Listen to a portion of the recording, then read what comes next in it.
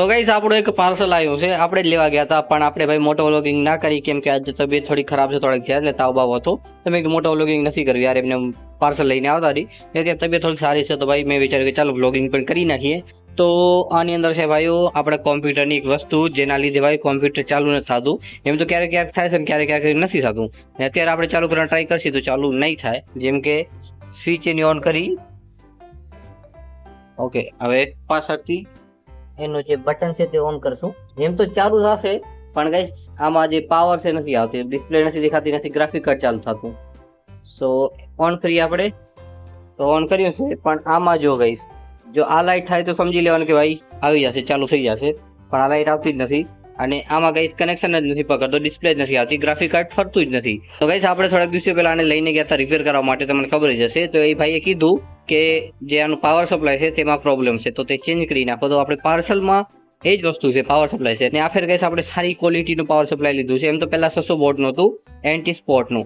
ચાલો ગાઈસ તમારે ઓપન કરીને બતાવી દઉં નીચે આની અંદર, એમ તો ઘણા લોકોને ખબર પડી ગઈ હતી કે પાવર સપ્લાય એટલે શું આવે, આવી ગયું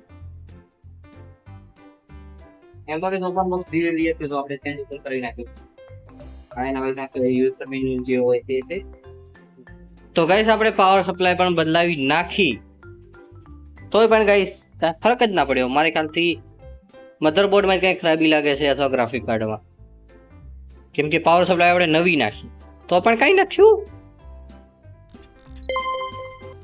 અને ગાઈસ આજે એક છોકરીનો બર્થડે છે, કોઈને તમને બતાવું આજ બર્થડે ગર્લને। તો આ રહી ગઈ બર્થડે ગર્લ, આ છે ગાઈસ 4 ઓક્ટોબર અને 4 ઓક્ટોબરના ગાઈસ આનો જન્મ દિવસ આવે છે। તો આજે 4 ઓક્ટોબર છે, 2 દિવસ ને ગાંધીજી બાપુનો આવે છે અને પછી આનો આવે છે એક દિવસ પછી પ્રિયાંશીનો બર્થડે। પ્રિયાંશી તો કમેન્ટ બોક્સમાં બધા લખી દેજો હેપી બર્થડે પ્રિયાંશી, અને તો હું શું બોલીશ।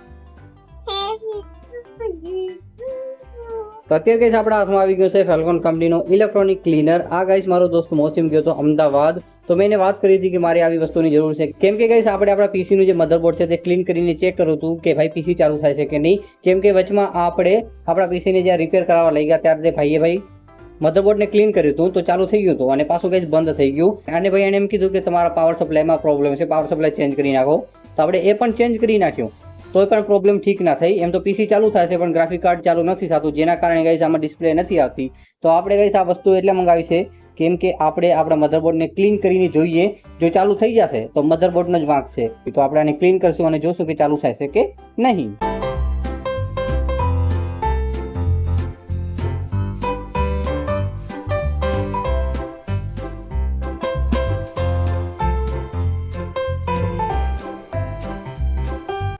તો અત્યારે ગાઈસ આપણે મધરબોર્ડને કાઢી દીધું છે બારે, પણ આ ગાઈસ જે સીપીયુ ફેન છે અને સીપીયુને પણ આપણે કાઢવું પડશે બારે, અને પછી બરાબર આની ક્લિનિંગ કરવી પડશે, કેમ કે આમાં મારા ખ્યાલથી ઘણો સમય થયો છે તો ભાઈ ડસ્ટ જામી ગઈ છે, ધૂળ જામી ગઈ છે, તો સાફ સફાઈ કરી નાખી બરાબર રીતે આની।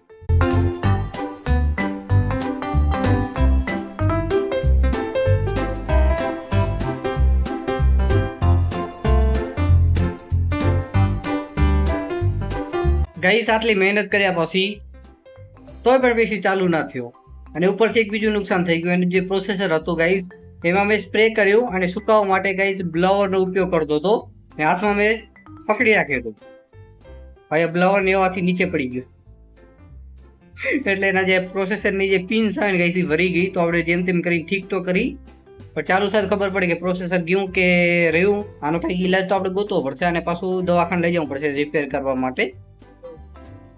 भाई कितना खुश क्यों हो रहा है गाइस, આપણે આને ખોટું બોલ્યું હતું કે તારું કેક અમે નથી મંગાવ્યું, તો તેરાણી ભાઈ અમ્મા ઉપર ગુસ્સે થાય હેરી, અને ફાઇનલી એનું કેક તો આવી ગયું હે, હા રહ્યું ગાઈસ। આમ કેક જોયું નથી, જોઈ લી કેવું કેક છે, chocolate. Happy birthday Piyu, Piyu happy birthday Priyanshi. पसंद आई है, happy birthday to you, happy birthday.